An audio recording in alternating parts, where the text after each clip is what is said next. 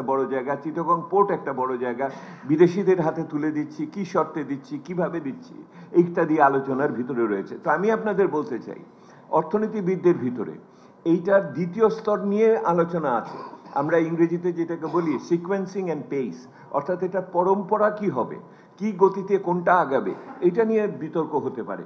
কিন্তু সাধারণভাবে এটার যে শীর্ষ নামগুলো আছে এটা নিয়ে ঢাকা কনসেনসাসের ভিতরে কোনো ধরনের খুব একটা বিতর্ক আছে বলে আমার মনে হয় না। অনেকেই এটার ভিতরে আরো দু একটা যোগ করতে পারেন। আমি দ্বিতীয় দুটো কথা বলে শেষ করব। সেটা হলো যে এইটাকে অর্জন করতে হলে এবং বিশেষ করে দেশের ভিতরে গত 15 বছর বা তার বেশি সময় আমরা শ্বেতপত্রে যেটা লিখেছি, এমন একটি গোষ্ঠী গড়ে উঠেছিল যারা এই এলাকাতে অগ্রগতির ক্ষেত্রে যে প্রতিবন্ধকতাগুলো সৃষ্টি করেছিল। মাননীয় সভাপতি বলেছেন, আমরা লিখেছি যে কেমন করে ক্রনিক ক্যাপিটালিজম থেকে ক্লেপ্টোক্রেসি হয়ে গেছিল। আমরা বাংলা করেছি আমি এটার যে চামচা পুঁজিবাদ কেমন করে চোরতন্ত্র হয়ে গেল। অনেকে এটাকে চোরতন্ত্রের বদলে লুটপাটতন্ত্রও বলেন, তো এইটার ভালো বাংলা আমি পাইনি। তো এইটাকে আটকাতে হলে, এই যে চোরতন্ত্রকে ভাঙতে হলে কি দিয়ে ভাঙবো, এই যে আমরা বলেছিলাম বর্তমান সরকারের সময়, সেটা হলো যে সংস্কার হলো এটাকে ভাঙার পদ্ধতি। যেই স্বার্থের ভারসাম্য হয়েছে এটাকে ভাঙতে হলে আমার সংস্কার দরকার। এখন এই সংস্কারের বিষয়ে যে আমরা প্রাথমিকভাবে এই সরকারের কাছ থেকে যে উৎসাহ উদ্দীপনা দেখেছি, পরবর্তীতে এটা ম্রিয়মাণ হয়ে গেছে, স্তিমিত হয়ে গেছে। সেহেতু দ্বিতীয় আমার যে প্রশ্ন, ঢাকা কনসেনসাসকে আগামী দিনে বাস্তবায়ন করতে হলে বর্তমান সরকারের আমলে সংস্কারের যেই বাতাবরণ বা আচরণ বা উচ্চারণ বলেন, সেটা থেকে শিক্ষা নিতে হবে। শিক্ষাটা হলো এই, সংস্কার ডিজাইন করা যত সহজ, সংস্কার ডেলিভার করা অত সহজ না। আমরা যতখানি এটাকে দাঁড় করাতে পারি, কিন্তু এটাকে বাস্তবায়ন করা অত সহজ না। হাতে কলমে কাজ করার ক্ষেত্রে যেই ধরনের আমাদের দক্ষতা এবং বুৎপত্তি দরকার, সেইগুলো হয়তো আমাদের নাই, বা যেটুকু আছে সেটুকু আমরা ব্যবহার করি না। কেন করতে পারি না? একটা বড় ব্যর্থতা বলে আমি মনে করি বর্তমান সরকারের, সেটা হলো যে তারা সমন্বয় করতে পারেন নাই। সমন্বয় করতে পারেন নাই পেশাজীবীদের সাথে, অংশীজনদের সাথে, আমলাদের আধিপত্যের সাথে এবং রাজনীতিবিদদের সাথে। এই যে সমন্বয়টা দরকার ছিল শক্তি অর্জন করার, সেটার ক্ষেত্রে ওনারা কিছুটা হলে ব্যর্থ হয়েছে। ওনারা পারেন নাই এটা নেতৃত্বকে সামনে দৃশ্যমান করার ক্ষেত্রে এবং প্রাতিষ্ঠানিকভাবে সেই নেতৃত্বকে সামনে নিয়ে আসার ক্ষেত্রে, এবং এটাকে একটা জবাবদিহিমূলক অবস্থানের ভিতরে রাখা, এটাকে পরিবীক্ষণের ভিতরে রাখা, এটাকে আমার যদি একটা জবাবদিহির ভিতরে রাখা। আমরা এখন সবে তৈরি করছি, আমি আমাদের নাগরিক প্ল্যাটফর্মের থেকে আমরা একটা রিফর্ম ট্র্যাকার করতেছি, যেখানে ডিজিটাল প্ল্যাটফর্মে আপনারা গেলে পরে টিপ দিলেই দেখবেন কোন সংস্কার কতদূর আগালো, কোন বাস্তবায়নে কি হচ্ছে, এটা আমরা করব। সেহেতু এখানে জবাবদিহিতা বৃদ্ধি থেকে উপকৃত হয়, এটার ব্যাপারে আমাদের হয়েছে। বিগত সময়কালে আমরা দেখেছি তথাকথিত প্রবৃদ্ধি যেই পরিমাণেই হয়ে থাকুক না কেন, সেটাতে আমাদের বৈষম্য কমেনি। সেহেতু ওই প্রবৃদ্ধি আমার বৈষম্য কমাতে হবে, এটা হলো দ্বিতীয়। তৃতীয় আরেকটা বিষয় আছে, সেটা আমরা সকলে এখন একমত হই, বাংলাদেশে খাদ্য নিরাপত্তা যদি না থাকে, অন্যান্য সকল ক্ষেত্রে আমার এটার একটা অস্থিতিশীল প্রভাব পড়বে।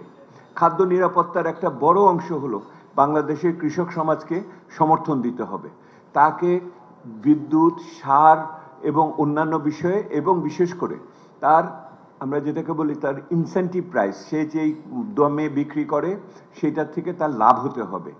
কৃষককে শোষণ করে আপনি বাংলাদেশের অর্থনীতি দাঁড় করাবেন, এটা সম্ভব না, এটাও আমরা সকলে একমত হই।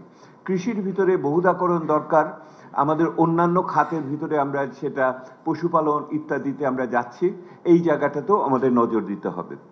শিল্পের ক্ষেত্রে সবাই একমত হয়েছি আমরা যে এইখানে এই একটা মাত্র খাতের উপর নির্ভরশীলতা থেকে, বিশেষ করে রপ্তানিতে থেকে আমাদের বের হয়ে আসতে হবে। এখানে দেখতে হবে যে প্রণোদনাগুলো আমরা ঠিকমতো সুষমভাবে অন্যান্য খাতকে দিয়েছি কি দেইনি। কেন আমার দেশে সিরামিক বলেন, প্লাস্টিক বলেন, পাট বলেন ইত্যাদি খাতে সেইভাবে দাঁড়াতে পারলো না, কিন্তু আমি $1 বিলিয়ন মতো ভর্তুকি দিয়ে একটি খাতকে কিভাবে দাঁড় করিয়ে রেখেছি, এই চিন্তা আমাদের তাহলে রাখতে হবে যে আমরা কিভাবে এই বহুদাকরণের ভিতরে শিল্প খাতে যাব। শিল্প খাতের আলোচনা আসলেই বিনিয়োগের আলোচনা আসবে, বিনিয়োগের আলোচনা আসলেই প্রত্যক্ষ বিদেশি বিনিয়োগের আলোচনা আসবে।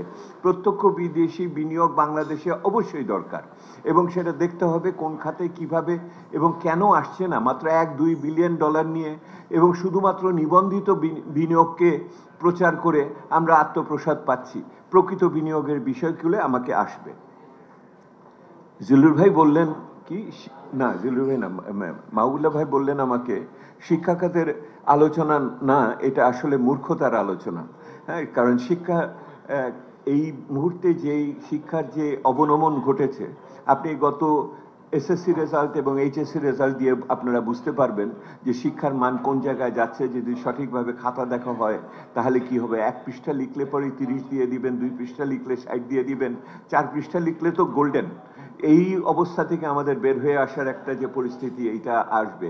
শিক্ষার গুণগত মান এখন এই মুহূর্তে যদি আমাকে বলেন, বাংলাদেশের একমাত্র 1 নম্বর আমাদের মানে কৌশলগত অভিপ্রায় হওয়া উচিত বলে জাতীয়ভাবে মনে করি, সে তো শিক্ষা। স্বাস্থ্যর ক্ষেত্রে খুব সাধারণভাবে বুঝি যে গ্রামীণ মানুষের, দুস্থ মানুষের জন্য একটা সাধারণ স্বাস্থ্যসেবা এটা রাষ্ট্রের পক্ষ থেকে নিশ্চিত করা খুবই দরকার, এবং সেই জায়গাটাতে আমাদের মনোযোগ দেওয়ার আছে। এবং স্বাস্থ্যসেবা যখন বলি, শুধু ডাক্তার উপস্থিত থাকা না, তাকে ওষুধ এবং অন্যান্য ব্যাপার, আধুনিক চিকিৎসার অন্যান্য সুযোগও আমাদের গ্রামীণ পর্যায়ে নিয়ে যাওয়ার ব্যাপার রয়েছে। আরেকটা বিষয় আধুনিক চিন্তার ভিতরে এসেছে, সেটা হলো সামাজিক সুরক্ষা। আমি যতই অংশীজনের ভিত্তিতে প্রবৃদ্ধি করি না কেন, কিছু মানুষ এইটার ফাঁক ফোকরের জালের দিয়ে পড়ে যাবে। তাদের জন্য, ওই দুস্থ মানুষের জন্য সামাজিক সুরক্ষা রাখতে হবে। ওই সামাজিক সুরক্ষা আমার যেমন দুস্থ মহিলার জন্য, যে কোনো নারী প্রধান খানার জন্য ইত্যাদি যেমন আছে, ঠিক একই রকমভাবে শারীরিকভাবে প্রতিবন্ধী বা অন্যান্য অসুবিধাগ্রস্ত মানুষের জন্য আমার সামাজিক সুরক্ষা লাগবে। আমাদের প্রত্যেকটা স্কুলের ভিতরে দুপুরবেলা খাওয়ার ব্যবস্থা করতে হবে, এটা শিক্ষার সাথেও যুক্ত, সামাজিক সুরক্ষার সাথেও যুক্ত।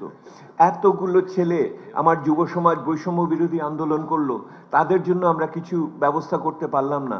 তাদের জন্য কিভাবে এমপ্লয়মেন্ট